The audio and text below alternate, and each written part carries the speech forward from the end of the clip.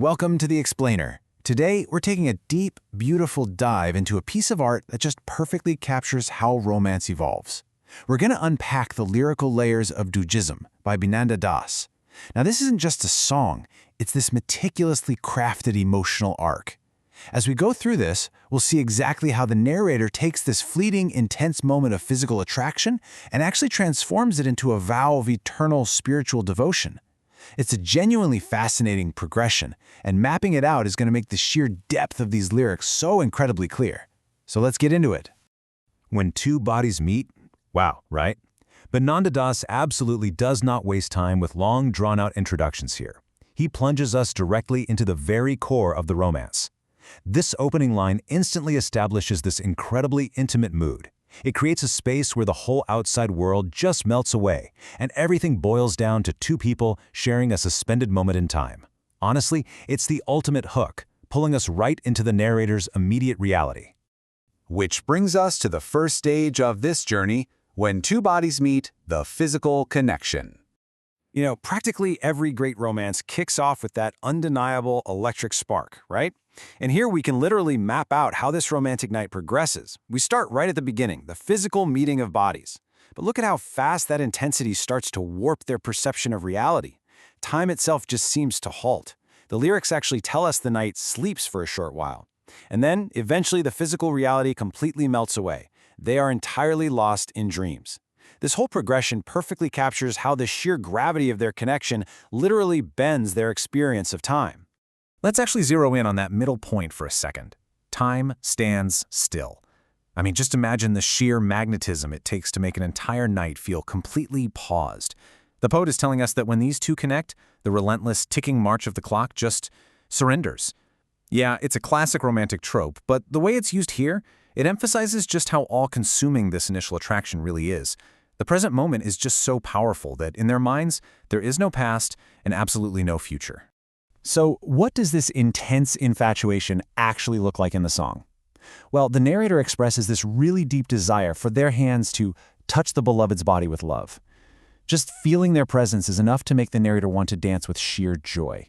Even just the sight of the beloved's form triggers this massive, profound emotional response. The language being used right here is deeply rooted in the tangible, physical senses. But of course, an emotional arc has to evolve. That leaves us to the next phase, mesmerizing eyes, the intoxicating gaze. Here, the narrator's focus starts shifting upward. They move from the physical form to this truly intoxicating gaze. It's like they're searching for a window into the person's soul.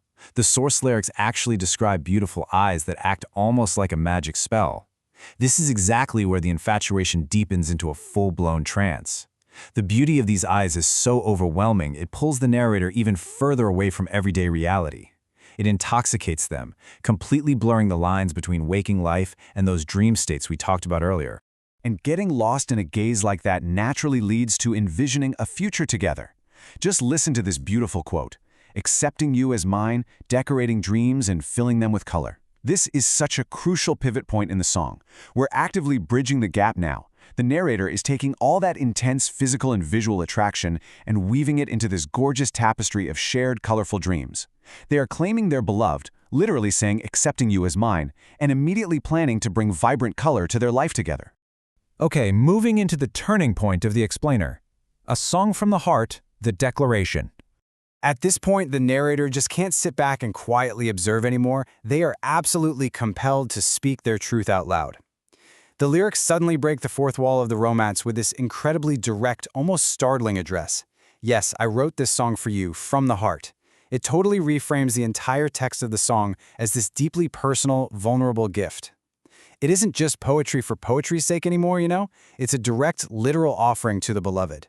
This confession beautifully grounds all those lofty romantic ideals into a very real, very human act of sharing. So what exactly does this massive declaration entail? Well, the narrator says they want to keep the beloved in their heart and just hum this song forever. But it actually goes way beyond just singing. They want to literally fill the beloved's path, their very steps, with happiness. They want to hold them securely in loving arms. Do you see the shift happening here? We have completely moved on from the passive awe we saw in the opening lines, and we've arrived at this active, caring, deeply committed devotion. And man, the energy of this devotion just hits an absolute fever pitch right here. I gave my heart, I gave my heart to you. If you look at the source text, this line is incredibly repetitive, very rhythmic. It's honestly almost like a chant. And that repetition perfectly reflects the energetic peak of the narrator's passion. They are completely and enthusiastically surrendering their core self, their entire heart, to the beloved. And that brings us to the final, most profound stage. Love from the soul, the spiritual climax. Let's take a second to look at the huge journey we've just been on. Think about our starting point, the body. Initially, this whole thing was all about physical attraction, immediate presence, and time standing still. But look at our destination now, the soul. This represents deep spiritual devotion and an eternal commitment. The narrator has completely, utterly evolved. It's not that they've abandoned the physical side of things, but they've totally transcended it. They've proven to us that this connection isn't just superficial, it is entirely foundational. And this culminating lyric just drives that point home perfectly. I have loved you only from my soul. The progression is totally complete. The song that kicked off with two physical bodies meeting in the night has transformed into this massive declaration of absolute soul-level commitment. The emotional arc is entirely fulfilled, the love has shed its physical boundaries and become something completely eternal. Ultimately, the analysis concludes with this beautifully echoing address, O beloved, O beloved. Or, as it's written in the original text, O Sanam, O Sanam. It acts as this gentle, reverent seal on every single promise that's been made. It leaves the beloved firmly, safely tucked away within the narrator's heart, just echoing out into the silence that follows the song. So, I want to leave you with a thought to ponder today. We've mapped out this incredible sweeping journey from a simple physical spark all the way to absolute spiritual devotion. Have you ever experienced a love that makes time stand still? Bin and Underdas's poetry taps into this incredibly universal human desire, that hope that a single, fleeting moment of connection can actually expand into a lifetime of soulful devotion. Think about how that romantic timeline is played out in your own life. Thanks so much for joining me on this explainer, and hey, keep looking for those deeper structures in the art around you.